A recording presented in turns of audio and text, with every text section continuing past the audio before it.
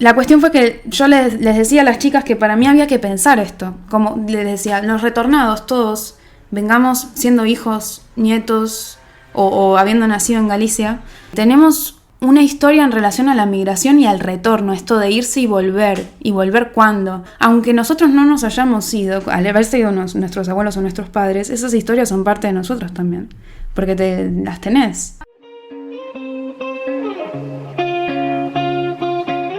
Hola, nosotras somos Dani y Ale. Y esto es Migrantes Anónimas, un podcast donde hacemos preguntas, desmitificamos ideas, contamos historias, Confesamos miedos y sueños, aprendemos de otros y nos acompañamos a atravesar esta aventura llamada migración. Hola a todos y bienvenidos a un nuevo episodio de Migrantes Anónimas.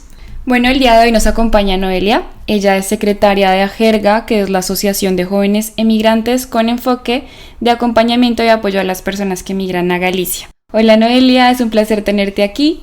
Bienvenida a Migrantes Anónimas. Hola chicas, muchas gracias. Para dar un poco de contexto a nuestros oyentes, cuéntanos qué es AJERGA. Vale. AJERGA es una asociación de jóvenes que hemos emigrado, y migrado, que fuera del aire estuvimos hablando un poco de esto antes. En Galicia hay, digamos, como varias situaciones en las que las personas pueden llegar, varios tipos de migraciones, por decir. Un inicio en AJERGA, digamos, la fundación se hizo a partir de la experiencia de 2 becarias del programa BEME, fueron ellas 2 las que tuvieron la idea. Pero el grupo inicial estaba constituido también por migrantes que eran, digamos, personas que no tenían familia ni descendencia que estuviera en Galicia. Eran personas que habían llegado a Galicia desde distintos lugares de Latinoamérica y se hicieron amigas de estas chicas también porque compartían otros espacios y tenían las mismas problemáticas, que al final es eso. O sea, si bien el colectivo particular de las personas retornadas tenemos determinadas cuestiones en común que tienen que ver básicamente con la documentación y beneficios asociados, después hay un montón de otras cuestiones que son donde nosotros en realidad hacemos foco, que tienen que ver con el apoyo, el acompañamiento y la red, que es común a cualquier migrante. Vengas con los documentos que vengas, vas a necesitar un amigo que te ayude, un amigo con quien pasar las navidades, alguien con quien dejar a un hijo, que puedas quedarte tranquila de que va a estar bien. Si te enfermas, alguien que te acompañe al hospital o que estas cosas, ¿no? Así nació la asociación. Antes de continuar, si puedes explicar un poco de qué se trata lo de los gallegos retornados y Vale. las becas BEME para quienes escuchan y no saben de qué se trata. Los gallegos retornados y gallegas retornadas pueden ser varias las situaciones. Somos personas nacidas en Galicia o descendientes de personas nacidas en Galicia que tenemos la ciudadanía española, por supuesto, con partida de nacimiento en Galicia y estamos fuera del país en ese momento. Entonces, cuando migrás a Galicia con esta documentación, te dan la categoría de gallego retornado. También puede ser español retornado, ¿no? Pero en particular, si sos una persona que tiene la partida de nacimiento en Galicia, cuentas con beneficios adicionales que son propios de la comunidad autónoma, más allá de los beneficios del Reino de España. La realidad es que, como hablamos también antes, a Buenos Aires la llamaban la quinta provincia gallega y en ese momento de la historia había más gallegos en Buenos Aires que en cualquier provincia de Galicia. Más en Buenos Aires que en Pontevedra, que en Orense, que en Lugo. ¿Más o menos qué año fue eso? Y eso habrá sido cuando fueron mis abuelos, seguro, calculo que entre el 40 y el 50 sería la quinta provincia. Hubo varias olas migratorias hacia Buenos Aires. Las primeras fueron previas al gobierno que hubo de República y después al franquismo. Luego estuvo una ola muy fuerte relacionada con el comienzo de la guerra, que fueron mayormente personas que se iban por cuestiones políticas, la mayoría, luego por pobreza también, claro. Y luego lo que pasaba era que empezaban a surgir situaciones como, por ejemplo, la que le pasó a mi abuelo, que es que su padre estaba en Buenos Aires. Él no lo había conocido, o sea, lo vio la última vez cuando tenía 2 años. Y mi bisabuelo había dejado aquí en Galicia 5 hijos, okay, con su esposa, ¿no? O sea, mi bisabuela crió sola a 5 varones, que estaban uno seguido del otro, o sea, tenían 1, 2, 3, 4 y 5 años. Y claro, mi bisabuelo nunca pudo juntar dinero suficiente para volver. Entonces el sueño de sus hijos era ese reencuentro. Y ni bien pudieron juntar dinero, fueron a Buenos Aires para trabajar ahí, porque tenían mucha ilusión también. Hay muchas historias de este estilo, en esa ola migratoria. Que ahí ya era más difícil hacer la América, entre comillas. Ahí ya era más difícil porque, claro, la situación del país no era la misma, empezaban a haber otros conflictos, sobre todo después del 55. Las variables son tantas y las situaciones fueron tan diversas también. Por ejemplo, este bisabuelo mío, ¿no? El papá de mi abuelo, se fue a Argentina, viajó junto con un primo de él, y él nunca pudo juntar dinero para volver a España, pero el primo fue uno de los socios fundadores de la Confitería Ideal, que es una de las confiterías más conocidas de Buenos Aires. Entonces por eso, o sea, la suerte al final y un poco los lugares y los caminos que va haciendo cada uno, aunque vengas de la misma familia, pueden variar muchísimo. Yeah. Un poco retomando el tema de la asociación, surge como a partir de esa necesidad que había de los estudiantes que venían aquí a Galicia. Sí, exacto, eso, bueno, no comenté lo de las BEME. El programa de becas BEME justamente está dirigido a personas retornadas, a galegos y galegas retornados. Lo que busca ese programa junto con otros, o sea, todos estos programas BEME y otros más, Cualifica Empleo y otros más que tiene la Secretaría de Migración de la Junta, forman parte de una estrategia de retorno. Porque la realidad es que Galicia enfrenta, otras comunidades de España también, pero en particular Galicia, un reto demográfico inminente. O sea, ahora están empezando las consecuencias, pero todavía son mínimas. La realidad es que dentro de 20 años va a haber un problema. ¿Cómo cuáles consecuencias? Y la primera consecuencia va a ser económica. No va a haber suficientes, o sea, si Galicia y España se quedan con la población que tienen actual y no cuentan con personas migrantes, porque ni siquiera con nacidos lo podrían compensar, no van a tener suficiente fuerza activa de trabajo que aporte a la caja previsional, no va a haber jubilaciones.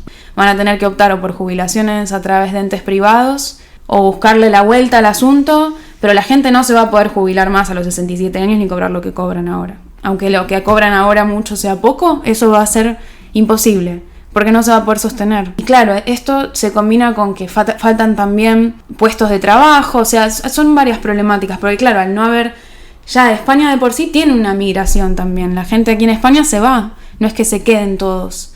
Entonces, claro, ¿qué pasó? El gobierno galego lo que encontró es que tenían un caudal de, o sea, ciudadanos, realmente éramos ciudadanos, pero en el exterior, que podíamos estar en Galicia. Y la realidad es que como estrategia, para mí, es muy bien pensada. Muy bien pensada. No necesariamente porque funcione, porque eso no lo sé, o sea, eso no lo podemos saber, porque no tenemos los números generales. O sea, para saber si funciona, en realidad lo que deberíamos chequear es si la gente que viene se queda. Claro, y durante cuánto tiempo. Esperar mucho tiempo. Y si tienen descendencia y tal, pero que igual, aunque no se quede, es exitosa. ¿Por qué? Porque la Junta, es verdad, nos da una beca, yo la recibí, para hacer un máster, pero un máster en una universidad pública. Y el dinero que nos dan, que es el del vuelo, el del máster y digamos, para poder alquilarte un piso y comer, pero es un dinero que uno recibe y es automáticamente introyectado a la propia Galicia, salvo el billete del avión. Pero igual tienes que venirte con algo adicional, porque al final siempre gastas un poco más. Y en general varios venimos con parejas o familia, entonces vienes con más dinero. O sea, no es solo el dinero de la beca. Y eso es un año. Si te quieres quedar, ya tienes que buscar trabajo.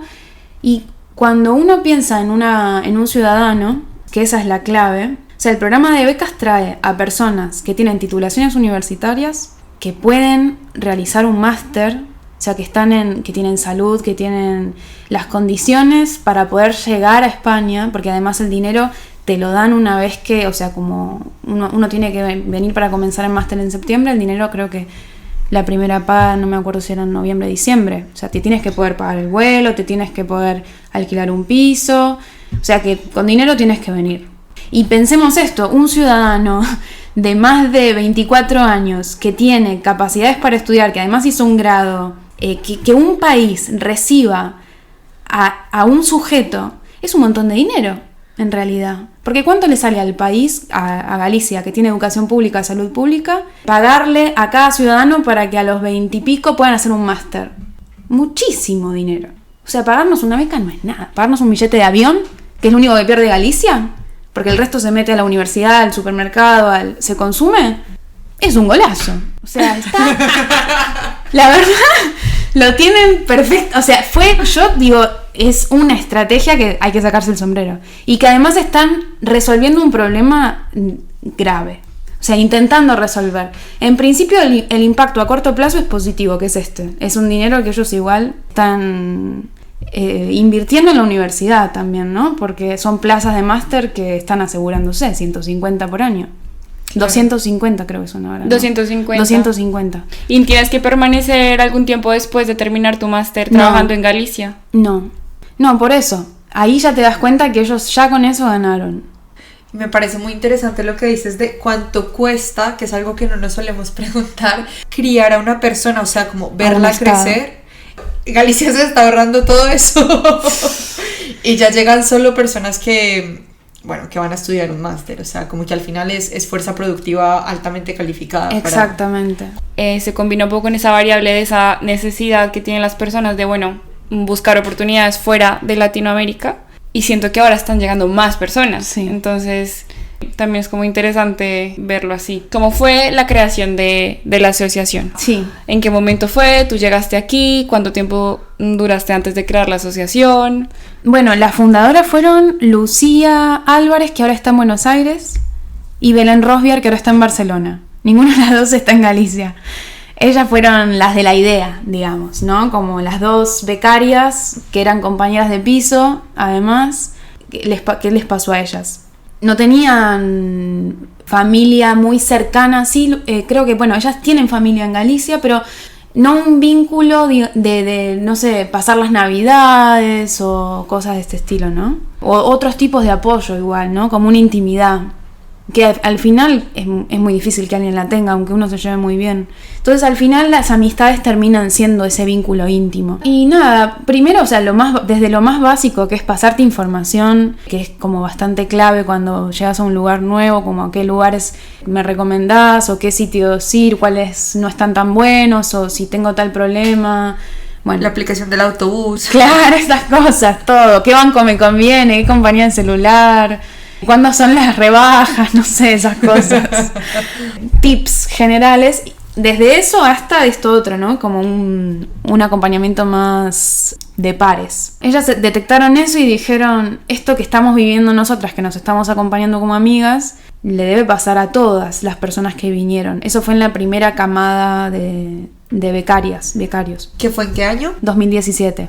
Y ellas después dijeron, armemos una asociación para oficializar de alguna manera esta ayuda, para poder armar una red más consolidada y que esta información circule con más facilidad también. Y la asociación se fundó en el 2019 como asociación. O sea, entre el 2017 y 2019 ellas trabajaron, hicieron muchas cosas, pero desde un lugar más informal por ahí. O también hicieron, porque ellas tenían un emprendimiento. La asociación en sí, como asociación, nace en el 2019. O sea, como asociación, si no me equivoco, fue en noviembre del 2019. Y yo llegué en agosto. Y cuando fue la bienvenida a mi generación BEME, ellas dieron una charla, porque ya tenían la asociación como casi por inscribirla.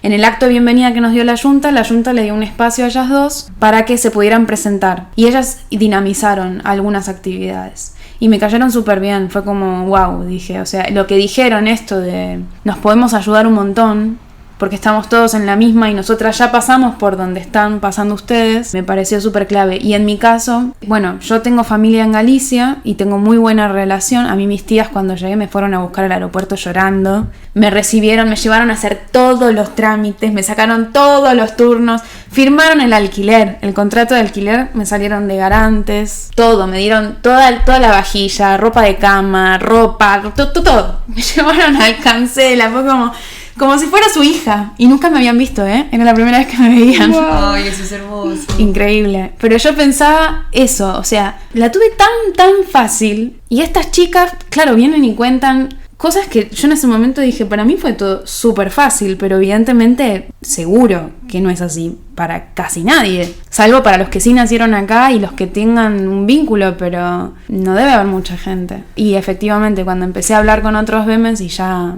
en mi máster, yo era la única BEME Pero claro, luego sí conocí a otras, las conocí a ellas, me puse a hablar y luego a otros más y no es la situación más habitual la que me había tocado a mí. Y entonces ahí dijiste como quiero ser parte Sí, de esto. Sí, quiero ayudar, dije quiero colaborar. Aparte, en mi caso, mi abuela está viva, está en Buenos Aires, tiene 94. Wow. Sí, mi abuelo falleció ya hace bastante. Pero mi abuela siempre habla de Galicia. Y bueno, ir a la casa de mis abuelos era como venir a Galicia. Estaba el canal galego todo el día. Mis abuelos hablaban en galego, con sus amigos en galego. Se comía pulpo para los cumpleaños. Era estar en Galicia. Y claro, mi abuela me habló tanto de su aldea y de la familia y de sus sobrinas y de todo lo que yo después conocí cuando llegué, que en mi imaginario, en mi mundo migrante, estaba muy presente esto de historizar, ¿no? Como de vincularme, de entender por qué se fueron, de entender por qué Galicia fue tan importante ellos estando allá y qué perdieron acá, y entender historias familiares de la migración, que son historias que van surgiendo porque uno no está, pero la vida sigue ocurriendo. Fue muy loco. Yo antes de irme de Buenos Aires le pedí a mi abuela que escribiera en un cuaderno todo lo que se acordaba. Pobrecita, le dolía la mano. En un momento me dijo, bueno, no puedo escribir más, lo tengo acá. ¡Ay, hermoso! Le pedí permiso, le dije, ¿se lo puedo mostrar a tus sobrinas? Porque claro, ¿qué pasó? Mi abuela se fue con su hermana a Buenos Aires y aquí quedó un hermano que era muy callado. Entonces, claro, sus sobrinas hablaban mucho con su mamá y conocían mucho la historia materna, pero la paterna no, porque las dos mujeres se habían ido a Buenos Aires. Y mis bisabuelos eran muy callados. Les mostré el cuaderno y se enteraron de un montón de cosas. Fue como, ¿cómo? Y se ponían, ¿pero cómo? ¿Qué tal? Y claro, yo no entendía nada, pero esto, ¿no? De memorias que tiene mi abuela que para ellas eran súper importantes para entender su historia. Y para mí de repente, cómo lo vivieron acá, lo que mi abuela contaba desde allá. Y entender cosas también. Y de repente fue como, wow, como ver la otra cara de la moneda. Como que conectaste cosas. Claro, o sea, entonces esto no fue tan así como mi abuela lo entiende. O sea, en realidad también pasó esto, que ella por ahí, no sé, no le llegó este mensaje. O este hecho en realidad, bueno, esas cosas, como que empezás a completar el rompecabezas.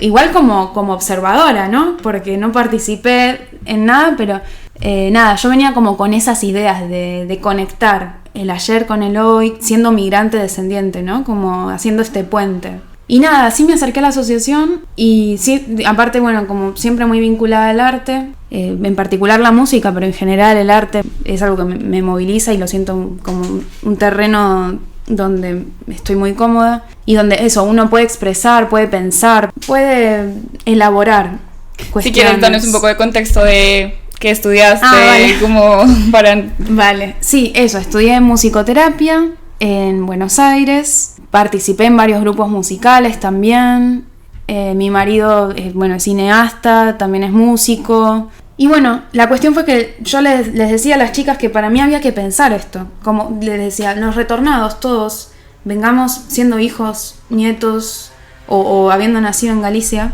tenemos una historia en relación a la migración y al retorno, esto de irse y volver cuándo. Aunque nosotros no nos hayamos ido, al haberse ido nuestros abuelos o nuestros padres, esas historias son parte de nosotros también. Porque las tenés. Para mí es imprescindible y súper clave que abordemos las cuestiones del acompañamiento entre pares y también de lo más que tiene que ver con la gestión, con resolver trámites, lo cotidiano, pero no nos olvidemos de esto, que al final tiene que ver con el sentido de la vida misma, de la existencia. Entonces, bueno, ahí fue que se nos ocurrió armar un concurso que se llamó Cousas do Retorno, que fue para un concurso de obras de arte, para que las personas migrantes, no importa si estuvieran acá o allá, la cosa es que tuvieran vínculo con Galicia y que hubieran migrado en algún momento. No retornado necesariamente, porque el concurso estaba abierto también para gente que estuviera en Buenos Aires o en cualquier lugar del mundo, digo. Y bueno, el concurso lo que buscaba era eso, poner en algún formato, teníamos varios, o sea, había gráfica, audiovisual, relatos, fotografía, el que fuere, reflejar algo de esto, de la experiencia de la migración, en particular eso, el vínculo con Galicia, desde el lugar que estuvieras, ¿no? Como, ¿qué tenés para decir sobre eso? Y siempre apelando a la historicidad de esa migración, porque al final, o sea, en una generación o en otra, en algún momento todos migramos. Nadie es de un lugar desde siempre. ¿Y qué salió de este concurso? Muy bueno, el concurso estuvo re lindo, re lindo. Salieron, una selección de obras, hubieron 3 premios, 3 ganadoras, y nos quedó igual una colección de 15 obras. También hablabas tú un poco como de la idea a lo mejor futura o a mediano plazo de expandir un poco también la mirada de la asociación. Y hablabas específicamente de la palabra joven, entonces quería preguntarte si quieres profundizar un poco en eso. La mirada es amplia. La asociación es como, de por sí, lo que nos interesa es acompañar el proceso. En particular, en su momento se centraron en jóvenes porque, estábamos pensando en este perfil más asociado a las becas, ¿no? Al programa BEME. Pero la realidad es que estamos envejeciendo también. Yo empecé cuando tenía 29, ya tengo 35. Entonces, cuando te das cuenta, el tiempo pasó y algunas incluso fueron madres en Galicia. Y además de esto, ¿no? El concepto de juventud y de vejez también están en algunos casos a veces bastante estereotipados. Yo creo que ese es el problema más bien. Para mí, en la palabra jóvenes hay que entenderla con mucha amplitud, como también a la palabra, digamos, mayor o viejo. Nosotros en Argentina viejo lo usamos mucho, pero no despectivamente. O sea, a mi viejo, a mi papá le digo viejo. Viejo allá no se lo toman a mal. Aquí sí, es como que viejo no gusta, no se usa tanto. Ser mayor o no implica determinadas cuestiones necesariamente, y ser joven o no tampoco. Esa es la cuestión. Sí es algo que en algún momento me gustaría que lo pensemos desde la asociación y que lo problematicemos para evitar reproducir ciertos patrones que por ahí se tienen a nivel social y que no están buenos, que digamos que los jóvenes tienen que ser de determinada forma, que los jóvenes no tienen que ser de determinada otra, que tienen que tratar ciertos temas y otros no, que las chicas jóvenes tienen que lucir de tal manera y esas cosas. Bueno, sí, ya también a nivel como de nombre, ¿no? Si soy una persona, no sé, tengo 40 años, llegué a Galicia y veo esta asociación de jóvenes migrantes, a lo mejor digo como... Y igual y no es para mí. Claro, total. por esa palabra. Total. Entonces, claro, un poco como para ampliar eso, sí. y quizá evitar el sesgo. ¿Cómo es ese proceso de acompañamiento que se hace? Porque mencionaste que hicieron un concurso, luego también hacen actividades. No sé si tienen como algún protocolo de acompañamiento desde el inicio, porque alguna vez también me enteré que hacían como una especie de, esto como un tutor, ¿no? Como que llegas a Galicia, tienes un tutor. Sí. Entonces, si nos cuentas un poquito cómo es ese proceso. Tenemos el programa Buddies. Ese es un programa que es, digamos, de macheo entre una persona que ya hizo el máster. Igual no es necesariamente para BEMES. El programa Buddies está abierto para todo el mundo. O sea, es para una persona que está en una ciudad de Galicia. Si viene, digamos, si la persona que quiere ser apadrinada hizo un máster, se busca que la persona que la apadrina haya hecho el mismo máster idealmente. Si no, por lo menos que sea la misma facultad, o como mínimo que sea la misma ciudad. Entonces, el programa Buddies lo que busca es que la persona que llega tenga un contacto directo con un par que lo pueda acompañar en la misma ciudad a la que va a llegar idealmente. Y la verdad es que está muy bueno, porque al final la información está toda. La realidad es que la información está en internet, si uno se pone... Pero claro, es lo que decíamos antes, o sea, de repente 250 personas buscando todas lo mismo, armándose el mismo documento, con los mismos ítems y en la misma guía de trámites, no tiene sentido. Es mucho más fructífero pasarse un documento que sepamos que vale y que, ahora igual está la oficina de retorno, que es una oficina de la Junta de Galicia de la Secretaría de Migración, específica para personas que retornan. Entonces también esta oficina guía y asesora en relación a los trámites, pero al final el PAR te da datos más específicos, por ejemplo, no sé, en relación al alquiler. ¿Qué inmobiliarias se recomiendan? ¿Cuáles no? ¿Es normal que me pidan esto si voy a entrar a un piso? ¿Es normal que la propietaria me diga esto? ¿Este barrio en tal ciudad me lo recomiendas? ¿O mi piso tiene esto? ¿Tú qué piensas por el clima de la ciudad? ¿Tendrá humedad? ¿Esto me afectará en invierno? No. Son cosas que la oficina de retorno... no, claro. No, se volverían locos además. Porque mucho es inseguridad. El programa Buddies viene un poco a eso también. Inseguridad y miedos, que es normal, que uno cuando migra es como, bueno, estas cosas, ¿no? Yo no sabía de esa existencia de ese programa. Está bueno, me está hubiese bueno. encantado. O sea, los buddies son voluntarios. Sí, son Buenísimo. voluntarios.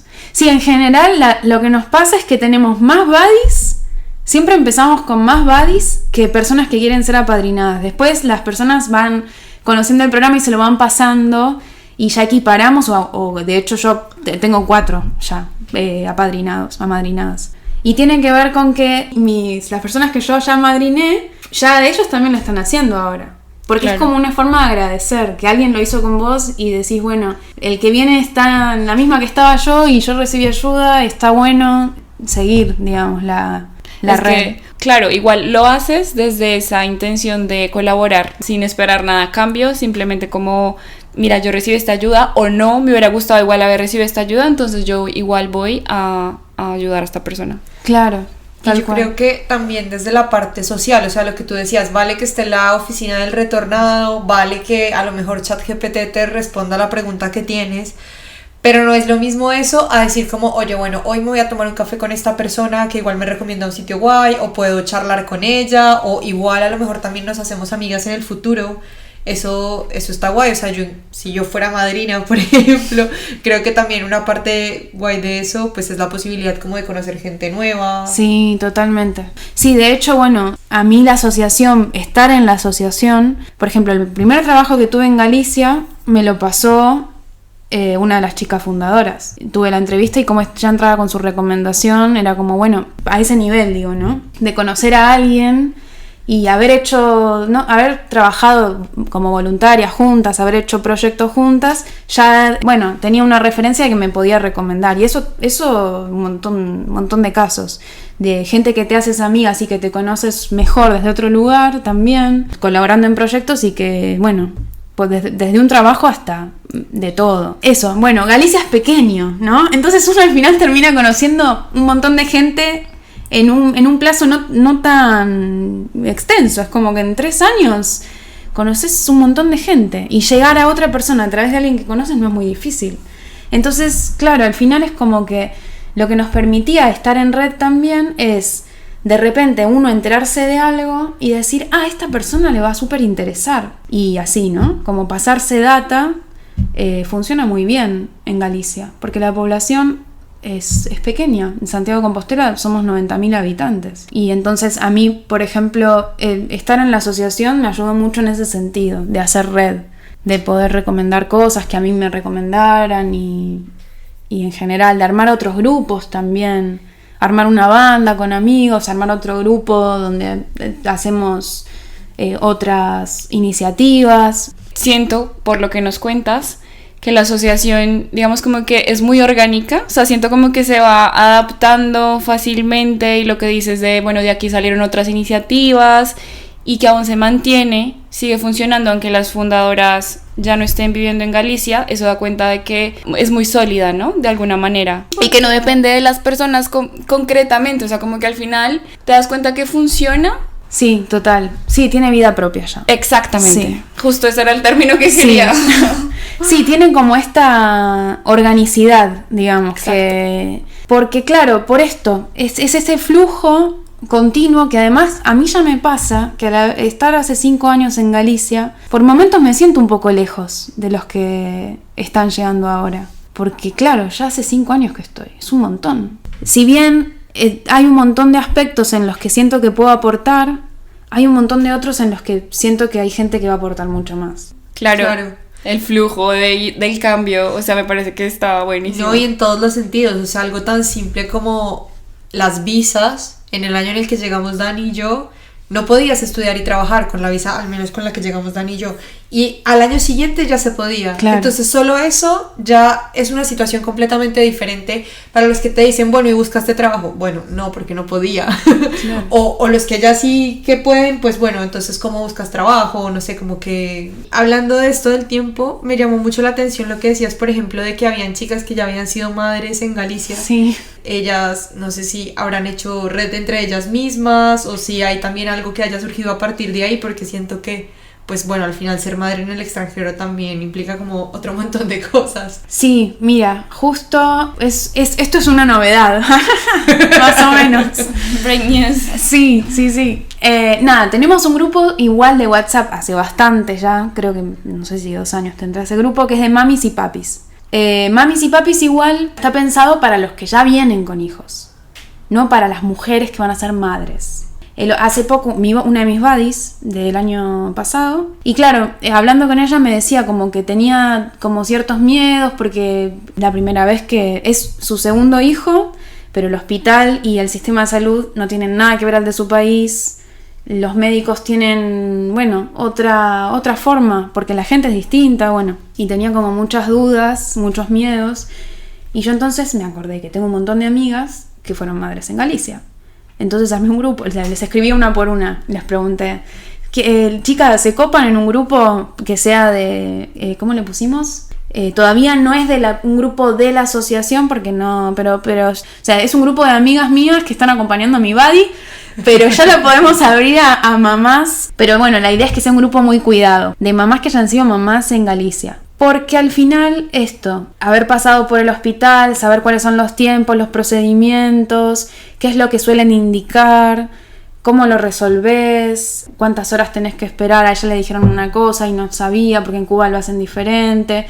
Y las chicas le decían, mirá, yo que vos, tal cosa, como mi experiencia fue esta, tené cuidado con tal cosa. No, es un montón. Claro. Y también digo, o sea, no solo esos consejos del proceso, pues antes de tenerlo, cuando ya lo tienes, sobre la lactancia, te surgen dudas o simplemente por el hecho de sentirte acompañada. Sí, de espacios de juego, de todo, por sentirte acompañada también, porque ya bueno, se habló en el grupo de quedar, de poder juntarse, de poder compartir la crianza también, siendo madres migrantes, que ahí igual ya hay un montón de necesidades asociadas a eso, que tienen que ver básicamente con hacer red.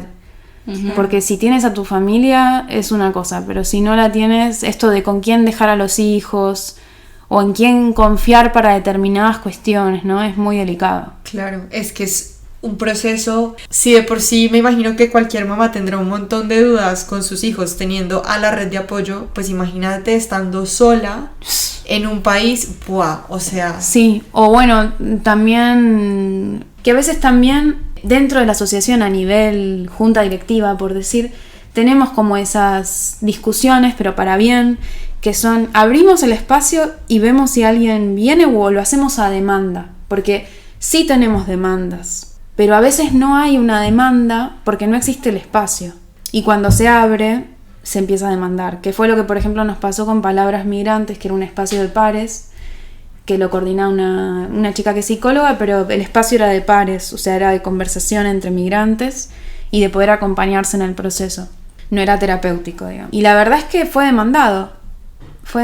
¿De qué trataba? O sea, ¿cómo las funcionaba? chicas, bueno, eran todas mujeres las que participaban. Se inscribieron varones, pero no fueron. Claro, hablaban de temas por ahí que tienen más que ver con necesidades por ahí emocionales o, sí, malestares que tenían en relación a extrañar.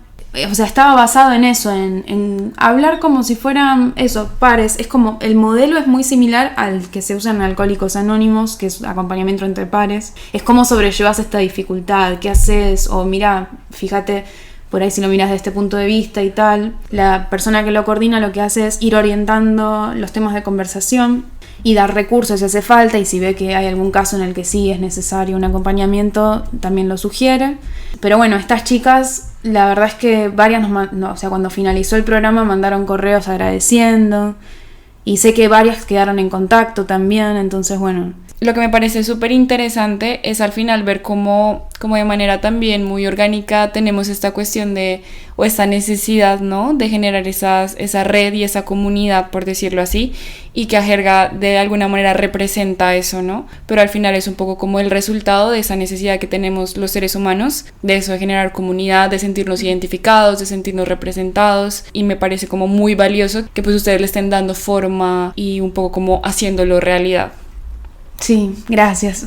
Sí, total, me parece súper bonito. Lo que dice sobre todo, por ejemplo, de los pares, yo siento que al final Incluso cuando tú mencionas que no era un espacio propiamente terapéutico, creo que al final sí resulta terapéutico como juntarte con gente pues que ha tenido una situación similar. Creo que un poco también esa era la idea también de Migrantes Anónimas, como poder escucharnos entre nosotros y decir como, mira, a ella también le pasa, o, claro, o cosas así. Entonces me parecen súper guay ese tipo de espacios. Sí, tal cual, porque si no a veces es como que uno piensa que es el que está mal o la que está mal, que se está equivocando, está haciendo las cosas mal, porque se supone, o sea, eso, tenemos lo que decía antes de los estereotipos, ¿no? Como el modelo de éxito siempre, muy... Y en general hay algo más que yo lo veo que es un denominador común, y es que cuando migramos, las personas somos muy exigentes con nosotras mismas. Es como que nos ponemos la vara súper alta. Y es muy estresante. Como que, bueno, según cada persona, ¿no? Pero yo lo veo en todos igual. Sí, o sea, sí, totalmente. Como que tenemos que ser la mejor versión y además adaptarnos a la vez.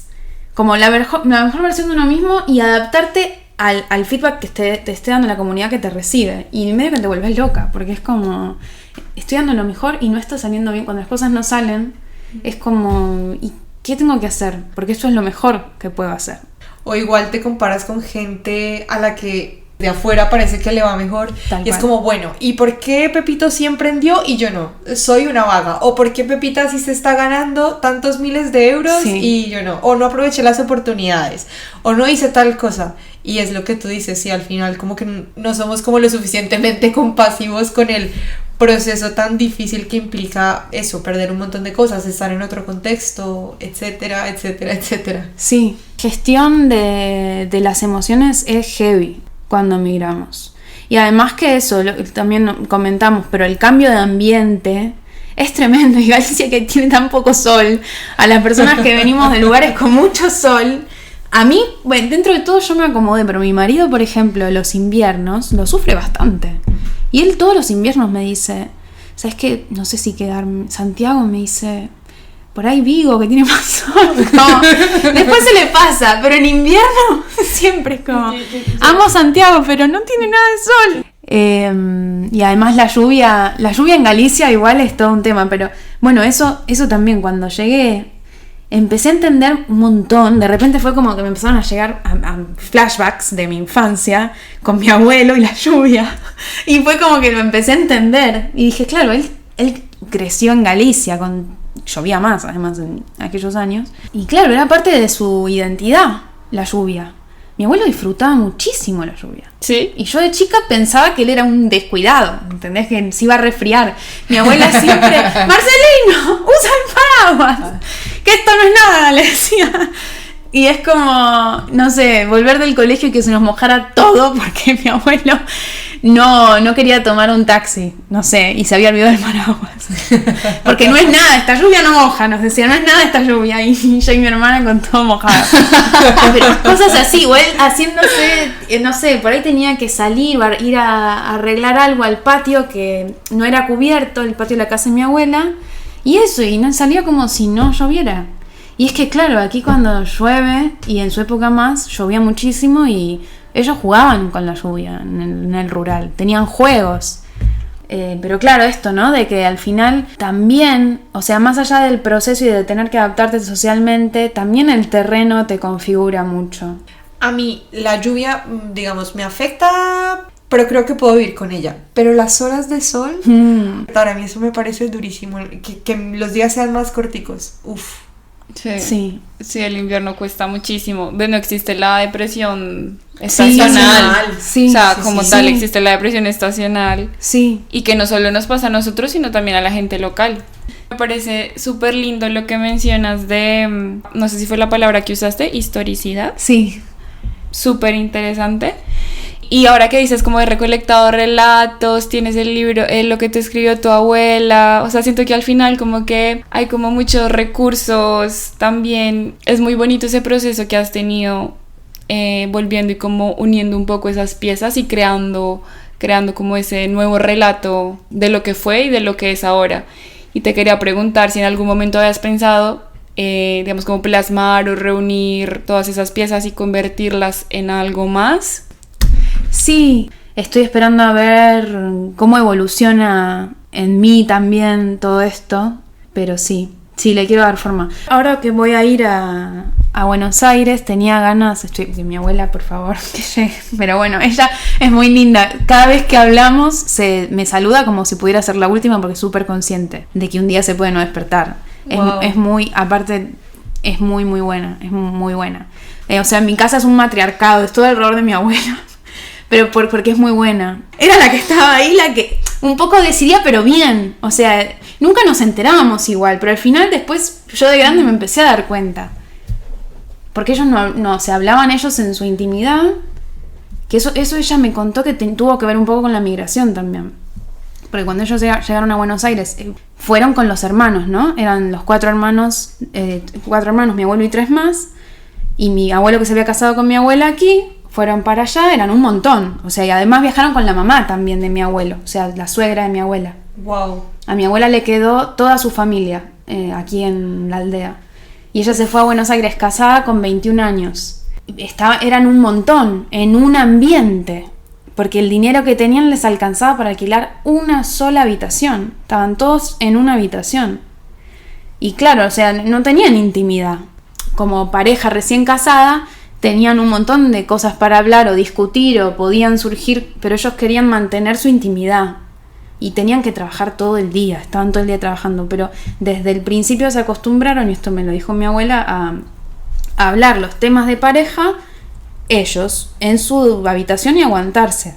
Como no hacer berrinches ni historias, claro, quilombos, adelante del resto. Y eso hubo un hecho en particular, que eso, mi abuela, por eso digo, tiene una forma de manejar las situaciones muy bien. Que fue que un día, ella recién llegaba a Argentina, a Buenos Aires, mi abuelo trabajaba afuera y le dijo a mi abuela, voy a llegar para almorzar a las 2 de la tarde. Entonces mi abuela se puso a cocinar y tenían una garrafita pequeña, entonces claro, era un fuego muy pequeñito y no se le cocinaba más, lo que había hecho no estaba. Cuando llegó mi abuelo la comida no estaba hecha, le faltaba poco pero no estaba terminada. Y mi abuelo, como tenía hambre, se fue a comer con su mamá, que vivía al lado, o sea, en la habitación de al lado. Y mi abuela se puso muy mal, muy triste, porque fue como estuve toda la mañana limpiando, ordenando y haciendo la comida y no podés esperar 10 minutos, te vas a... Y cuando llegó se lo dijo, pero bien, o sea, como explicándole, pero mi abuela me dijo, seguro son las exactas palabras porque seguro, y le dijo, Marcelino, yo dejé a toda mi familia para venir, no me puedes hacer esto, de irte a comer con tu mamá así. Entonces mi abuelo fue como que cayó, ¿no? Como decir, hostia, como vinieron aquí. Es verdad, o sea... Pero esas cosas que son... Entonces, claro, yo creo que eso hizo que un poco ella, supongo que habrá tenido que... como la templanza, ¿no? Como entrenarse ahí. Mucha inteligencia emocional. Mucha inteligencia Muchísima. emocional, sí. O sea, sí. Al final es lo que comentas, o sea... tener esa como capacidad de control de las emociones, sí. Y que por más que una situación te esté sobrepasando, sí. Buscar la mejor manera de llevarlo, y que a su edad de 21 años que me dices que es que recién se fue para Argentina, me parece un montón. Sí. Vivió un montón de cosas que yo creo que la fueron moldeando. En parte, que por ahí yo creo que la ayudó un poco, fue que ella siempre tuvo algunos problemas de salud de chica y no tenía la fortaleza para el rural, para trabajar la tierra. Se enfermaba muy rápido, entonces estaba más en casa, aprendió a coser, hacía ropa. Y nada, la cosa es que yo creo que eso de estar en casa y de como tener que un poco adaptarse a las situaciones que iba teniendo y después, bueno, también salir de casa porque se fue a aprender a coser a otro lugar, a otra casa. Entonces... que eso tampoco era algo tan habitual en esa época. Justo surgió que tenían un familiar, una señora que podía tenerla en casa, tenía que trabajar igual, pero que le iba a enseñar a coser. Entonces fue como una especie de salida. Yo creo que sí, ella fue pudiendo sacar lo mejor de las situaciones que le fueron tocando. Me parece súper, súper precioso como toda la historia de tu familia y además como... con todo el amor que hablas de ellos, me parece súper bonito porque a veces, precisamente un poco lo que hablábamos ahora del edadismo o así, como que a veces igual están muy relegadas las personas mayores Y bueno, me parece como súper bonito que tú tengas estos lazos tan fuertes y no solo que hay los lazos con tu familia, digamos como el núcleo más estrecho, sino como todo este proceso que has contado de continuar tejiendo los lazos, de acercarte a la gente de la aldea, me parece súper bonito y que ojalá todos pudiéramos migrar así. O sea, me parece precioso que hayas continuado como aumentando la familia. Sí, justo pensaba que bastante historias de migración en tu familia, ¿no? Porque están tus abuelos, ahora tú estás viviendo otra y es un poco como, o sea, cómo se vienen diferentes épocas, ¿no? Cómo cambia la experiencia, cómo cambia la experiencia de aquí para allá, de allá para acá. Que ya como para ir cerrando un poco, tenía 2 preguntas que eran, ¿cómo crees que la asociación impactó tu proceso de migración personal? Bueno, a mí, o sea, en sí la asociación me dio muchos amigos primero, como lo principal. Y después como plataforma para poder pensar proyectos colectivos, como bueno, ideas. Hay muchas ideas. La verdad es que cuando pienso el tiempo que le dediqué, wow, yo hubiera terminado el doctorado. O sea, pero bueno, nada, es algo que me gusta al final. Que el otro día no me acuerdo con quién hablaba, me decía, bueno, pero igual a vos te gusta, porque si no, no lo harías. Y sí, la realidad es que sí. Como compartir distintas historias y entender que la propia experiencia es una en 1.000.000 y que me podría haber tocado bastante diferente si no hubieran sido por 2 o 3 cositas, o sea, y incluso, o sea, que la cosa puede virar en cualquier momento porque uno nunca sabe. Entonces, como tener esa conciencia también y estar para darse una mano, porque al final, como una vez le dije a la mamá de una amiga, cuando fui a Buenos Aires, nada, una amiga me pidió que le llevara unas cosas a la mamá, lo típico, ¿no? Que te dan cuando vas. Y yo le dije a la mamá de ella que mis hermanas estaban en Buenos Aires y las hermanas de ella también están en Buenos Aires. Entonces nosotras acá somos como hermanas, porque nuestras hermanas no están. Como una cosa así, ¿no? Nos llevamos re bien, somos amigas, pero tenemos ese punto de decir, a las dos nos pasa lo mismo. Y en realidad a todos nos pasa, nuestra familia está allá. Entonces es como que terminás siendo un poco más. Es otro tipo de amistad. Borges, un escritor argentino, dice que la amistad no necesariamente implica intimidad. Intimidad en el sentido de tener que contarte infidencias, ¿no? O sea, sino en esto, en compartir, tampoco tiene frecuencia, dice él. En compartir ese momento, ese punto que decís, estamos sintonizados acá. Como ¿entendés? La experiencia vital. Sí. Esto que estamos conectando, lo estamos conectando nosotros o nosotras, ahora. ¿Entendés? Y es como, y no hay otra persona participando, o sí, y bueno, las que seamos, pero somos estas las personas. O sea, eso ya es un montón. Y que se dé eso en un contexto de migración, para mí es como que tiene un plus. Porque es distinto, o sea, si uno está, es eso, a veces con mi marido decimos, por ahí tenemos amigos que en Buenos Aires no tendríamos. No sé. Ya, total. ¿Cómo? Sí. Yo con esta persona opino lo mismo. Claro, con esta persona no me hubiera hablado nunca en la vida. Si era tipo como por piel o por, no sé, no creo que nos llevemos bien. Y capaz, nada, como estás acá, sos migrante, pones a hablar un poco más, es que ya tenés media historia en común. Cuando dices por piel es como por feeling. Claro, sí, en el sentido de no sé, por apariencia o por onda o porque decís, qué sé yo, no sé. No es de mi estilo. No pegábamos. Claro, no, o sea, como que yo estoy en otra, como no sé, poner una persona.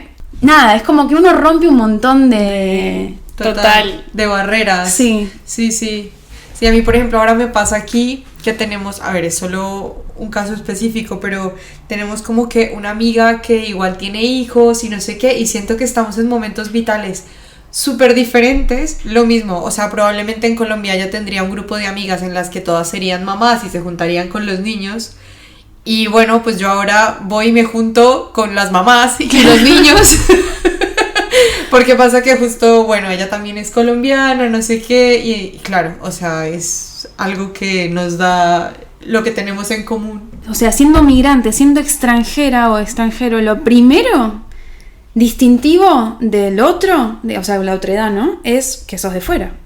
No importa ni cómo te vistas, ni cómo te veas, ni nada. Sos de fuera. Es lo primero. O sea, hablas o te ven, o bueno, como sea. A mí en general, hasta que no hablo, piensan que soy gallega. La mayoría. Pero cuando empiezo a hablar, de hecho un amigo me dijo, tú puedes hablar como madrileña y ya, y pasas. Y no voy a hablar como argentina. Aunque algunas cosas igual se te van pegando. Pero bueno, es como, hablaré como sea. Mi abuela me dijo que cuando ella volvió después de 30 años, se daban cuenta que era migrante, que había migrado. Que había ido a Argentina. Claro, que había vivido 30 años allá. Y eso que para mí mi abuela es re española. Para mí, o sea, es re gallega.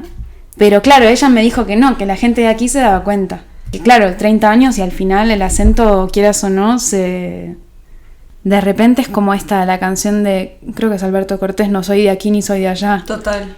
Como eso, cuando me dijo eso dije, wow. Pero bueno, era un poco lo que decías, o sea, al final es como ni de aquí ni de allá, ¿no? Una mezcla un poco de todo y lo que tú dices, cada experiencia es distinta. Justo ahí conecto perfectamente la otra pregunta que te quería hacer. Me parece muy curiosa tu experiencia.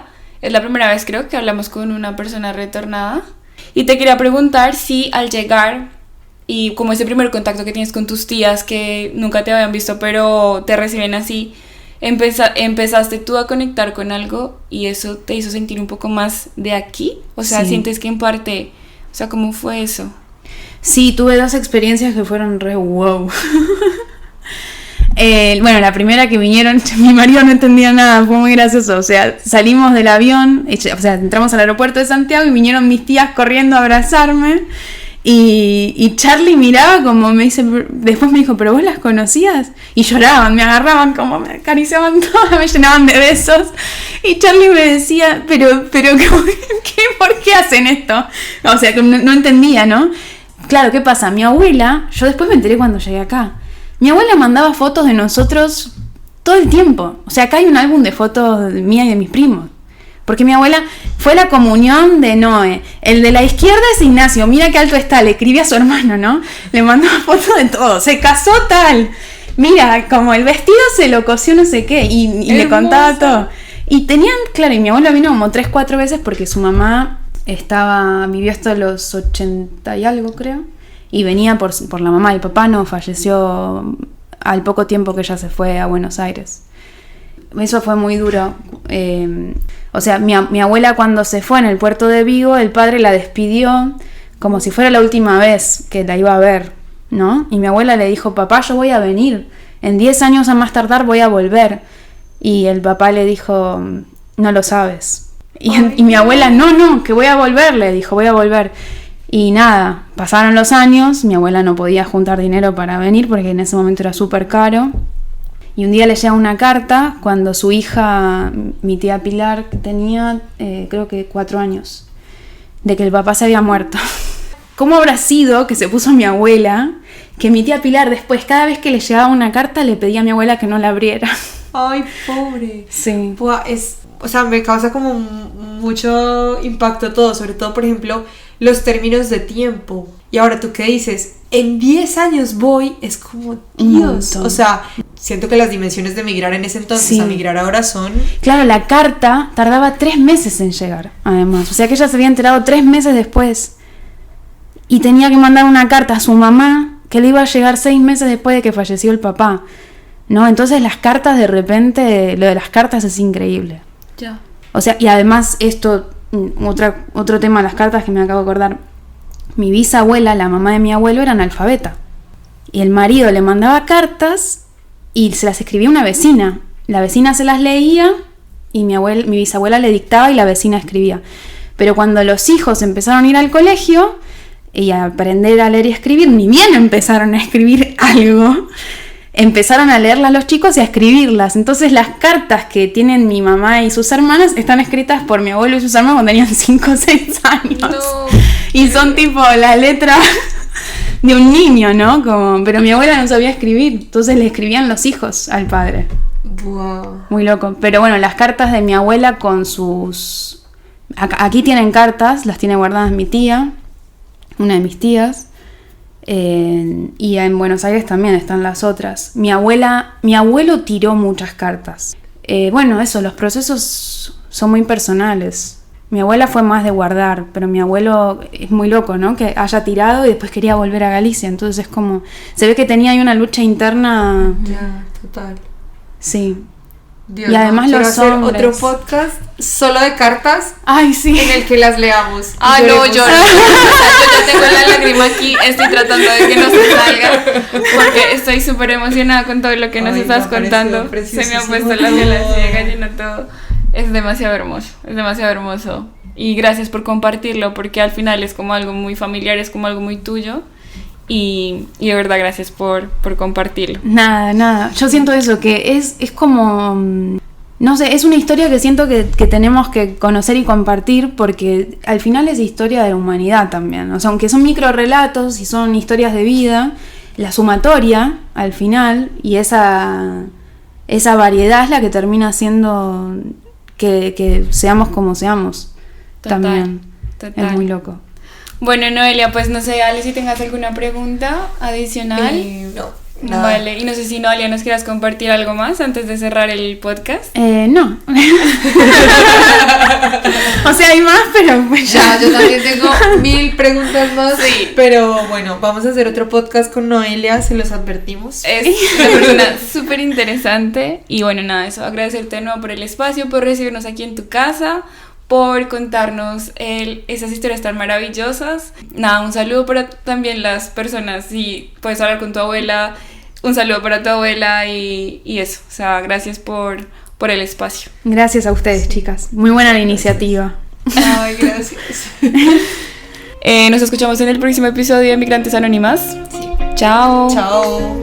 Si llegaron hasta acá, muchas gracias por escuchar Migrantes Anónimas. Esperamos que el episodio les haya sido de utilidad y que lo hayan disfrutado. Y también, si les gustó, nos pueden seguir en redes sociales, migrantes.anónimas en Instagram.